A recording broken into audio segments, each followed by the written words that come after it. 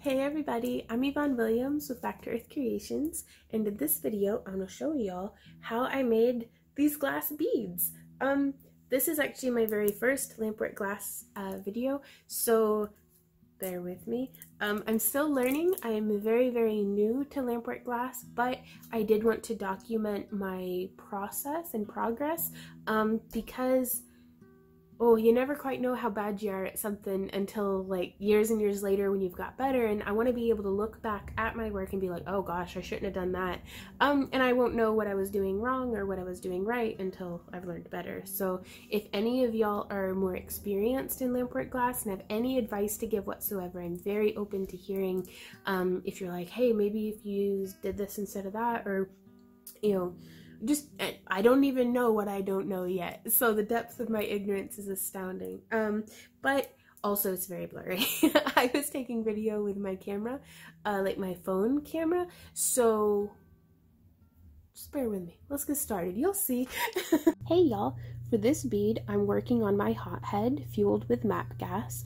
I'm using a 3mm mandrel dipped in ultra sludge as a bead release, and I'm using Very Cherry Transparent. I'm heating up the bead release, you can see, to a nice glowing red. You'll notice the difference between different camera angles. This view right here with the purple tinge has like a protective, there's a word for it that I can never remember, nor do I pronounce correctly, but it's linked down below, and it reduces the sodium flare and is very important whenever you're doing torch work to protect your eyes. We also do have our ventilation system set up. There are links about that down in the video description below. But you can see here the difference between that orange flare whenever you're viewing it without the purple filter and whenever you're viewing it with the purple filter. It reduces it significantly. Now I've heated up my rod nice and slow, and then brought it back in and kind of touched and rotated around to deposit the glass. And I'm not very good at getting it on even at this point in my lampworking journey. So on the side where it looks like I could use a little bit more glass, I go in and I just touch a few dots. And as I'm melting those in, I'm heating up some white. This is, I don't pronounce it correctly, Effectre? I don't know. It's the 104 COE soft glass that I really like. The color spectrums and how kind of gooey the glass is. It's a lot of fun. But I'm heating it up nice and slow out in the kind of third zone of the torch flame. If the first zone is where it's very bright and the second zone is kind of blue, or the third zone's a little farther out, and I just work my way on in. Though I don't want to get too close into the flame because this white was having a tendency to bubble on me. And then I'm just doing bloop, a little spot, and the glass will stick to whichever thing is cooler. So the glass bead on the rod is cooler than the glass that I'm heating up on, let me rephrase that. The glass that I've deposited on the mandrel is cooler than the glass that I'm heating up on the rod. You can see it's kind of a glowing cherry there, so it'll stick to the cooler glass, and that's how we leave the little spots. You kind of, next time I shoot a video about beads, I'll try to get a different angle, and that way you can see how I use the flame to cut the glass. Now I'm coming through with a tungsten steel pick, and some of my dots were a little close to each other, so I wanted to get them to not be touching.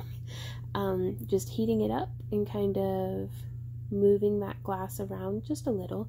A craft knife blade would have been perfect for this, but I couldn't find it. It's buried somewhere on my work surface. But yeah, I'm trying to keep the heat distributed evenly around the bead. You know, I don't want to just melt up one side and then leave the other side unattended to. I'm heating our Very Cherry Transparent back up again, and you can see it's getting that just a little hot dot on it, and I want to just bloop and cut and bloop and cut with the heat, and that's depositing little spots.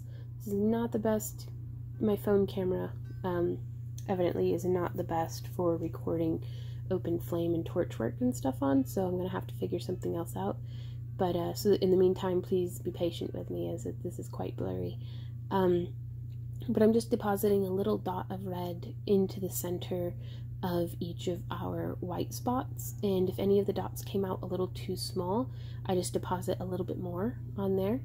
And now I'm going to be going through with clear. I'm not melting these dots in all the way. I wanted to get a little bit of a striping effect. So by melting down our clear, which is a very ooey gooey glass, and then blobbing it in between where we've done our dots. As the glass spreads, it'll kind of reduce and stretch those colors, and it'll give us some pretty cool effects.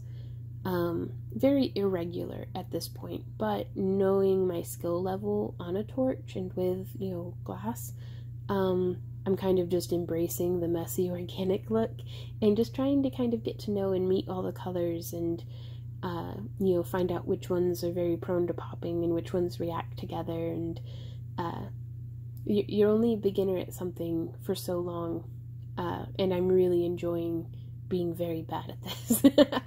So though I am very much interested in improving. But you can see we're just adding some little globs. I do have the sound muted on this because this hothead torch roars whenever it's going. It's very loud. But slowly rotating now that we've applied those dots, and I'm just melting them in, checking to make sure that it's even all the way around. I want the glass evenly distributed around the mandrel. I don't want to have a heavy side or a narrower side. If there is, you know, if it's lopsided, I'll just go ahead and add some more clear to whichever side. So I'm bringing this out a little further away now from the flame, out into that third zone, and letting it cool a little while still keeping it pretty hot. Like I want to keep some heat on it while it cools, to try to get it to be, I'm flame annealing, I think is the term for it. I'm trying to get it to be the same temperature all the way through. And I just really like the way that it looks to play in the flame. And then I very quickly move it over to my kiln that is heated up to 1000 degrees, and it's going to hold here. I have my firing schedule down in the video description, but once I'm done making beads for the day, I let it anneal for an hour and 15 minutes, and then I just cool the whole kiln, which usually takes about overnight. And so here you can see I'm unloading the kiln the following morning, and it was a pretty productive day. Got a lot of beads made. Didn't quite use up all the mandrels I had prepped, but that's okay. The kiln I'm using is a Paragon Bluebird XL. And so now here you can see, I just take a little dish of water on a towel. I usually put something good on YouTube, and you can see how that kind of came out.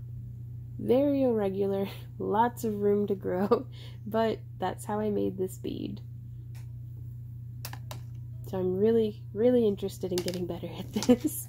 But this is where I'm starting. This is the first steps of my journey. So I'm going to use these big pliers to just hold on to the mandrel. And then I absolutely love this bead release, you guys. I had been using, some other bead release, and it was not as good as this one. The Sludge Ultra, or Ultra Sludge, is phenomenal. I just use a little stiff bristle brush to get the bead release off of the mandrel, and now I'm coming through with a bead reamer and cleaning up all of that bead, cleaning up all that bead release from the inside of the bead. This is a very labor-intensive part of the bead making process, but I think it's really important to tidy up your beads, and it's very meditative.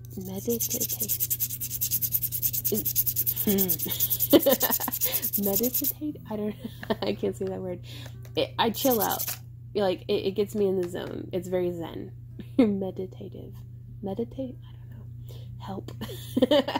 I think y'all know what I mean though, but it's just a really nice kind of relaxing, mind-encompassing thing to do. And so here's a close-up of a lot of the beads that I had made in that batch, experimenting with some different raised dots. I don't know if this is the way that color always looks, but I like it. Don't know if I burnt it. Hey guys, thanks so much for hanging out with me during this video. If you have any questions or comments or ideas, please leave them down below. I do love to hear from y'all. If you enjoy our channel, so I'm trying to remember all the stuff I'm supposed to say during the outro, but it's like, like, share, subscribe, check us out on social media. If you would like to support our channel, please check us out on Patreon. There's links to all of that stuff down in the video description below, but we actually send out these handmade beads as well as fused glass and polymer clay and resin pieces and all sorts of different things in our monthly craft along kits. And we do all sorts of like behind the scenes sneaky peekies and all different kinds of things over on Patreon. So the more you pledge, the more you get, and the more that helps us keep doing what we're doing over here at Back to Earth Creations. So thank you guys so much for everything that you do for this. Even if you just like watching our videos, and that's still more than we could have ever asked for. I really hope that we are helpful to you, and until next time, y'all, happy crafting. Bye!